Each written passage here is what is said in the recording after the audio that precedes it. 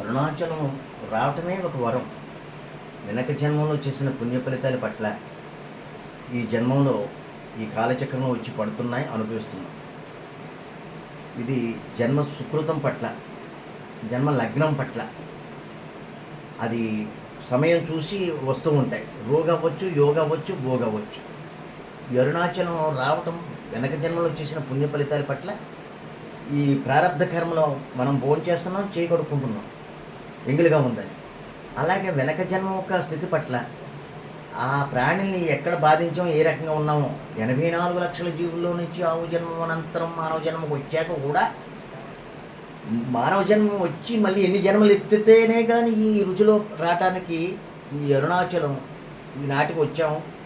ఇప్పుడు స్థితి ఏమిటి, ఏ రకంగా మనం ఎక్కడి నుంచి మొదలు పెట్టాలి, అరుణాచలం యొక్క విశిష్టత ఎవరు చెప్తారు అని భక్తి పట్ల జ్ఞానం ఉద్భవించి అడిగే శక్తి సామర్థ్యాలు వాళ్ళకు కలుగుతాయి. అప్పుడు అలాంటి వాళ్ళు ఎక్కడో కొంచెం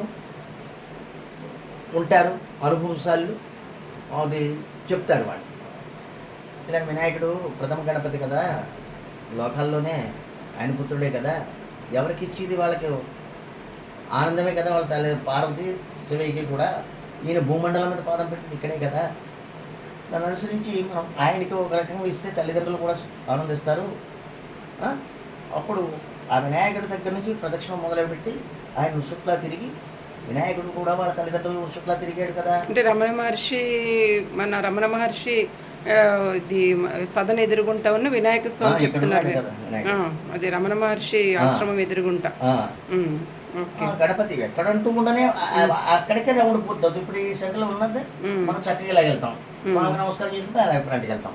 రైట్ హ్యాండ్లోనే తిరుగుతూ ఉండాలి గిరికి.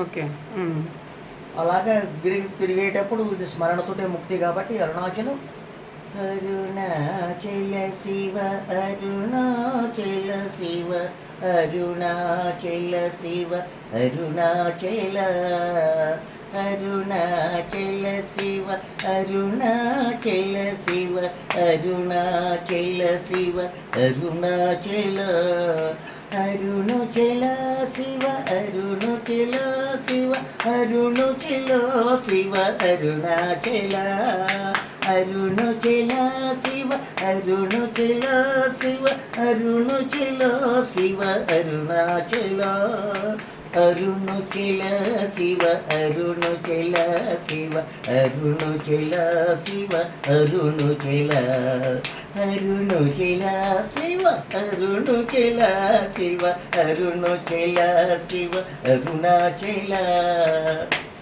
ఇది కాశీ పంచాక్షరి మంత్రం ఓం నమః శివాయ. ఇది జ్ఞాన పంచాక్షరి, స్మరణతోటే ముక్తి. 3 కోట్ల సార్లు ఓం నమః శివాయ అంటే కాశీ వెళ్ళి ఎంత పుణ్యం చేజిక్కించుకుంటారో భక్త జనావళి. ఈ అరుణాచలంలో ఈ 4 పదాలు అరుణాచల అనేటప్పటికీ చూస్తాడు, అబ్బా ఏ బిడ్డ పిలిచాడురా వీడు, కనుగొన్నాడా నన్ను. అప్పుడు అమ్మ అంటుంది, ఏమండో బిడ్డ తిరుగుతుంది, కింద పడుకుంది, చెన్నీడు స్నానం చేసింది, చెప్పులు లేకుండా మా ఈ స్నానం అంతా ఎంత అవగాహన చేసుకుని నడిచింది.